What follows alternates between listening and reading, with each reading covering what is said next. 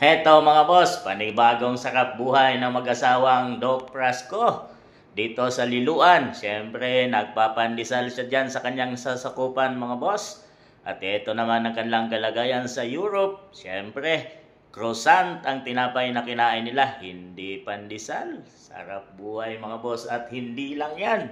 Dito rin sa kanyang nasakupan katapos nga ng bagyong Tino ay namigay siya dito ng Doc Prasco na may kanyang mukha mga boss, 3-in-1 coffee. Mayroon ding Prasco sardines at Prasco mineral water. Yan, may bago na palang pangalan ngayon mga boss. Baka matagpuan nito sa mga tindahan. Yan po, huwag kayong magtaka. Yan ay bagong produkto nitong tao na to ng 5th District ng Cebu.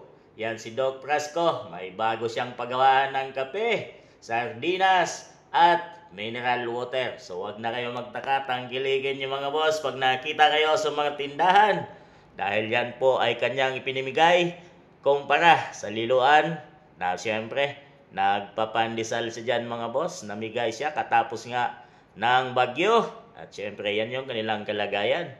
Pa-simple, pa-happy lives sa vacation mood in Europe at croissant ang kanilang kinakain.